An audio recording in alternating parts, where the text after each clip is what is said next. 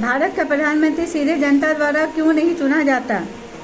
4 जवाबों में से सही को चुनकर अपनी पसंद के पक्ष का कारण दीजिए। संसदीय लोकतंत्र में लोकसभा में बहुमत वाली पार्टी का नेता ही प्रधानमंत्री बन सकता है। लोकसभा प्रधानमंत्री और मंत्रिपरिषद का कार्यकाल पूरा होने से पहले ही उन्हें हटा सकती है। चूंकि प्रधानमंत्री को राष्ट्रपति नियुक्त करता है, लिहाजा उसे जनता द्वारा चुने जाने की जरूरत ही नहीं है। प्रधानमंत्री के सीधे चुनाव में बहुत ज़्यादा खर्चा आएगा। उपयुक्त में से गौ नंबर सर्वाधिक सही है, क्योंकि भारत में संसदीय व्यवस्था है। जनता द्वारा चुने गए प्रतिनिधि लोकसभा में जाते हैं और प्रतिनिधियों का बहुमत होगा, उसी के नेता को राष्ट्रपति प्रधानमंत्री नियुक्त करते हैं। व्यवस्था संविधान ने दी है, अतः यह सर्वाधिक इसमें परिवर्तन करना संभव नहीं है। वह नंबर इसलिए सत्य है क्योंकि यदि प्रधानमंत्री अपना बहुमत खो देता है तो वह लोकसभा को हटा देने की क्षमता रखती है, क्योंकि वह भारत की प्रतिनिधि सभा है। 3 दोस्त एक ऐसी फिल्म देखने गए जिसमें हीरो एक दिन के लिए मुख्यमंत्री बनता है और राज्य में बहुत से बदलाव लाता है। इमरान ने कहा कि देश को इसी चीज की जरूरत है। रिजवान ने कहा कि इस तरह का बिना संस्थाओं वाला एक व्यक्ति का राज खतरनाक है। शंकर ने कहा यह तो एक कल्पना है, कोई भी मंत्री एक दिन में कुछ भी नहीं कर सकता। ऐसी फिल्मों के बारे में आपकी क्या राय है? ऐसी फिल्मों के बारे में मेरा कहना है कि यह स्टंट फिल्म है, यह वास्तविक में संभव नहीं है। वास्तविक जीवन में संभव नहीं है। एक शिक्षिका छात्रों की संसद के आयोजन की तैयारी कर रही थी। उसने 2 छात्राओं से अलग अलग पार्टियों के नेताओं की भूमिका करने को कहा। उसने उन्हें विकल्प भी दिया। यदि वे चाहे तो राज्यसभा में बहुमत प्राप्त दल की नेत्री हो सकती थी और अगर चाहे तो लोकसभा के बहुमत प्राप्त दल की। अगर आपको यह विकल्प दिया गया तो आप क्या चुनेंगे और क्यों? अगर मुझे इस तरह का अवसर दिया जाए तो मैं लोकसभा का बहुमत प्राप्त नेता बनने में समझूंगा, क्योंकि संविधान में स्पष्ट रूप से दिया गया है कि लोकसभा में बहुमत प्राप्त नेता ही प्रधानमंत्री नियुक्त किया जाता है। इस लोकसभा में प्राप्त बहुमत दल भले ही राज्यसभा के अपने सदस्य को प्रधानमंत्री चुन सकता है, लेकिन राज्यसभा में बहुमत दल अपना नेता चुन सकते हैं, लेकिन लोकसभा में उनका दखल नहीं कर सकते हैं। यदि दोनों सभाओं की संयुक्त बैठक हो तो वे उसमें भाग ले सकते हैं और मतदान कर सकते हैं। राज्यसभा का कोई विशेष महत्व नहीं है। ऐसे नहीं होता है, महत्व ही। अतः मैं लोकसभा का नेता बनना पसंद करूँगा। बिहार विधानसभा में सदस्यों की कुल संख्या कितनी होती है?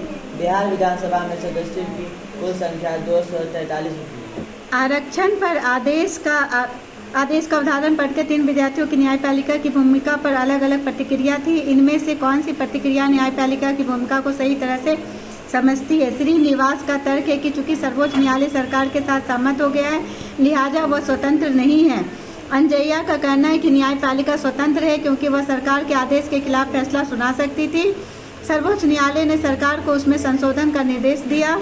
विजय का मानना है कि न्यायपालिका न तो स्वतंत्र है और न ही किसी के अनुसार चलने वाली है, बल्कि वह विरोधी समूहों के बीच मध्यस्थ की भूमिका निभाती है। न्यायालय ने इस आदेश के समर्थकों और विरोधों किस बढ़िया संतुलन बनाया। आपकी राय में कौन सा विचार सबसे सही है? मेरी राय में न्यायपालिका की भूमिका के विषय में अंजया की प्रतिक्रिया सही है, क्योंकि वास्तव में न्यायपालिका स्वतंत्र एवं निष्पक्ष है। यदि सरकार का बनाया कानून संविधान सम्मत नहीं है तो न्यायपालिका उस पर संशोधन कर सकता है, का निर्देश दे सकता है। बिहार विधान परिषद का गठन कैसे होता है? बिहार विधान परिषद के कुल सदस्यों की संख्या 75 है। इसका गठन अनेक समूहों के निर्वाचित प्रतिनिधियों द्वारा होता है। इसमें इसके कुल सदस्यों का 1/3 भाग राज्य के स्थानीय संस्थाओं यानी लोकल ऑर्गेनाइजेशन, स्थानीय संस्थाओं, सभाएं, नगर पंचायत इत्यादि से निर्वाचित किया जाता है और पुनः 1/3 भाग विधानसभा के सदस्यों द्वारा निर्वाचित होता है और एक परिषद का 1/12 भाग राज्य के विश्वविद्यालयों से स्नातकों द्वारा निर्वाचित होता है और एक बटे 12 भाग माध्यमिक विद्यालय, कॉलेज, विश्वविद्यालय के शिक्षकों द्वारा निर्वाचित होता है और पाँच कुल सदस्यों का 1/6 का 1/6 भाग राज्यपाल ऐसे लोगों को मनोनीत करते हैं जो कला, साहित्य, समाज सेवी अनुभवों का व्यवहारिक अनुभव को क्या हो एक्सपीरियंस।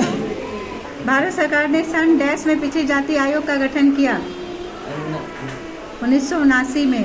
सर्वोच्च न्यायालय वह संस्था है जहाँ नागरिक और सरकार के बीच डैश का अंततः सुलझाए जाते हैं, विवाद को सुलझाए जाते हैं ना, न्याय तो किए जाते हैं। राष्ट्रपति का निर्वाचन एकल संक्रमणीय मत विधि है, सिंगल ट्रांसफरेबल वोट सिस्टम द्वारा अनुपातिक प्रतिनिधि प्रणाली, प्रोपोर्शनल रिप्रेजेंटेशन के आधार पर होता है। अच्छा, राष्ट्रपति तथा उपराष्ट्रपति का कार्यकाल कितने वर्ष का होता है? 5 वर्ष। राष्ट्रपति संकटकाल इमरजेंसी की घोषणा कर सकता है। राष्ट्रपति द्वारा इस अधिकार का प्रयोग कब कब किया गया है? 1962 में, 71 में, 1975 में। संविधान के डैश संशोधन अधिनियम द्वारा राष्ट्रपति के संकटकालीन अधिकारों में कुछ परिवर्तन किए गए। 44वें संशोधन में संसद को अमेरिका में कांग्रेस, इंग्लैंड पार्लियामेंट, फ्रांस में नेशनल असेंबली, जापान में डाइट तथा रूस में डैश कहा जाता है, ड्यूमा। साधारण धन विधेयक लोकसभा या डैश दोनों में से किसी एक में उपस्थित किया जा सकता है, राज्यसभा में।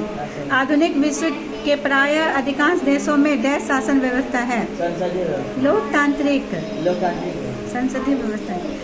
शासन के स्वरूप 2 तरह के डैश होते हैं, अध्यक्षीय शासन और संसदीय शासन। भारत में संघीय शासन व्यवस्था है, इसी प्रकार विश्व के अन्य देशों में भी डैश शासन व्यवस्था है, संघीय लोकतांत्रिक शासन व्यवस्था। राज्यपाल की नियुक्ति डैश द्वारा होती है, राज्यपाल विभिन्न डैश के कुलपति भी होते हैं, विश्वविद्यालय। बिहार, उत्तर प्रदेश, तेलंगाना, महाराष्ट्र, कर्नाटक, आंध्र प्रदेश और जम्मू कश्मीर में डैश द्विसाधनात्मक है, विधानमंडल, अर्थात भारत के 7 राज्यों में विधानसभा और विधान परिषद दोनों है। भारत के शेष राज्यों में एक सदन अर्थात केवल विधानसभा है। 2 के शासित प्रदेशों दिल्ली, पौंडीचेरी में डैश विधानमंडल है, एक सदनीय। तेलंगाना राज्य भारत के डैश राज्य के रूप में आंध्र प्रदेश में विभाजन के 29वां है ना, 29वां बना, फिर 28 हो गया। उपरांत डैश जून डैश ईयर को अस्तित्व में आया, 2 जून 2014। संविधान के अनुसार विधानसभा के सदस्यों की अधिकतम संख्या डैश और न्यूनतम संख्या डैश है, अधिकतम संख्या 500 और न्यूनतम संख्या 60। वर्तमान में बिहार विधानसभा में डैश सदस्य हैं, 245। बिहार परिषद में डैश सदस्य हैं, 75। हाँ, डैश की उम्र की ऊपर वाले स्त्री पुरुष विधानसभा के सदस्य बन सकते हैं, 25 वर्ष। विधानसभा का कार्यकाल डैश वर्षों का होता है, 5। लेकिन विशेष परिस्थितियों में डैश इसे भंग कर सकते हैं। राज्यपाल। विधान परिषद विधानमंडल डैश सदन है, उच्च सदन। अतः अभी 6 राज्यों में विधान परिषद है, यह कभी डैश नहीं हो सकती। भारत में सर्वोच्च न्यायालय की स्थापना डैश में हुई थी, 26 जनवरी 1950 को, 26 जनवरी 1950 को। यह देश का डैश सबसे न्यायालय है, बड़ा न्यायालय है। सर्वोच्च न्यायालय के न्यायाधीशों की नियुक्ति डैश द्वारा होती है। न्यायाधीशों की सेवा निवृत्ति की उम्र क्या होती है? 65 वर्ष।